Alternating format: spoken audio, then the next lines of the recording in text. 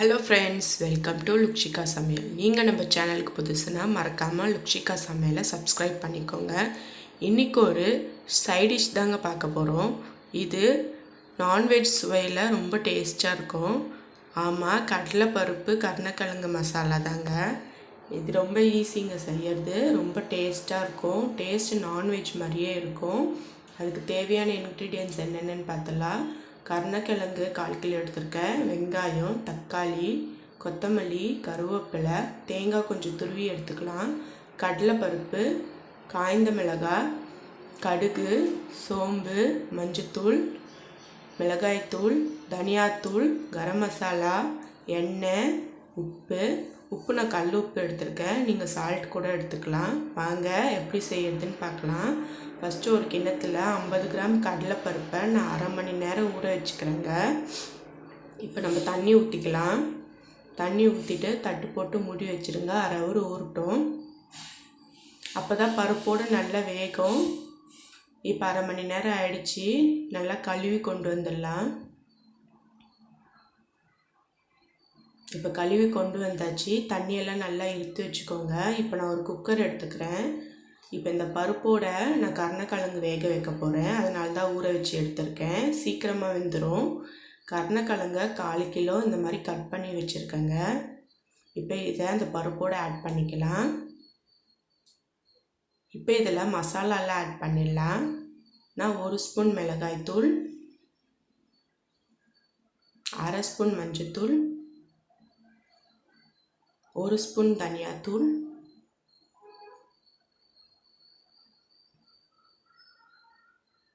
1 spoon garam masala தூள். அளவு இதே மாதிரி சேர்த்து செய்யுங்க, சூப்பராக இருக்கும். 1 ஸ்பூன் கல்லுப்பு சேர்த்துருக்கேன். நீங்கள் சால்ட் கூட சேர்த்துக்கலாம். இப்போ இது கூட 2 தக்காளியை புடிசாக நறுக்கி வச்சுருக்கேன். அதையும் இதில் ஆட் பண்ணிடலாம். இப்போது நான் 1/2 கப் தண்ணி ஊற்றி இதை வேக வைக்க போகிறேங்க. இப்போ மூடி போட்டு ஸ்டவ்வில் 2 விசில் போதுங்க. மேலே வைக்காதீங்க, குழஞ்சிடும். இப்போ 2 விசில் வந்துடுச்சு. நம்ம ஸ்டவ்வை ஆஃப் பண்ணிடலாம். இப்போ விசில் அடங்கினோன்னு ஓப்பன் பண்ணி பார்க்கலாங்க. இப்போ பாருங்கள், காயெல்லாம் நல்லா வெந்திருக்கு. குழையில பாருங்கள். அதுக்கு மேலே விட்டிங்கன்னா குழஞ்சிடும். பருப்பும் நல்லா வெந்திருக்கு. இப்போ இதுக்கு தாளிப்பு கொடுத்துடலாங்க. நான் ஒரு கடாய் எடுத்து வச்சுருக்கேன். இதில் 2 ஸ்பூன் எண்ணெய் ஊற்றிக்கலாம்.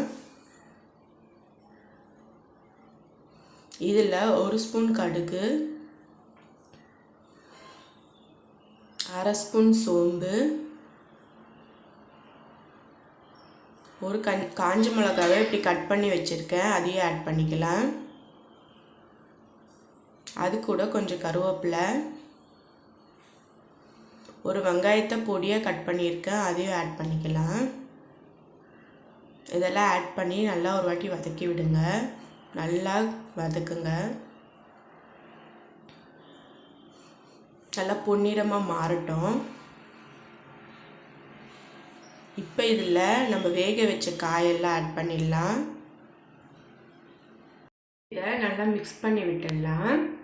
மிக்ஸ் பண்ணிவிட்டு ஒரு 3 நிமிஷம் அப்படியே வேகட்டங்க. அந்த தண்ணியெல்லாம் இருக்கட்டும். இப்போ பாருங்கள், 3 நிமிஷம் ஆயிடுச்சு. இதில் கொஞ்சம் நான் தேங்காய் துருவி வச்சுருக்கேன். அதை ஆட் பண்ணிடலாம். நல்ல டேஸ்ட் கொடுக்கும். அதை ஆட் பண்ணி நல்லா கிளறி விடுங்க. ஒரு 3 நிமிஷம் மீடியம் ஃப்ளேம்லேயே வைங்க. இப்போ கொஞ்சம் கொத்தமல்லி ஆட் பண்ணிடலாம். இப்போ பாருங்கள், நல்லா ரெடி ஆகிடுச்சு நம்ம கருணக்கிழங்கு. இந்த மாதிரி செஞ்சு கொடுங்க. பிடிக்காது சொல்கிறவங்களும் நல்லா சாப்பிடுவாங்க. இது சப்பாத்தி, சாப்பாடு, தோசை எல்லாத்துக்குமே சூப்பராக இருக்கும். அவ்வளோதாங்க. ஸ்டவ் ஆஃப் பண்ணிட்டு சர்வ் பண்ணிக்கலாம். இந்த வீடியோ உங்களுக்கு பிடிச்சிருந்தா லுக்ஷிகா சமையலை மறக்காமல் சப்ஸ்கிரைப் பண்ணுங்கள், லைக் பண்ணுங்கள், ஷேர் பண்ணுங்கள். இதை செஞ்சு பார்த்துட்டு எப்படி இருக்குன்னு கமெண்ட் பண்ணுங்கள். அடுத்த வீடியோவில் பார்க்கலாம். பாய். தேங்க்ஸ் ஃபார் வாட்சிங்.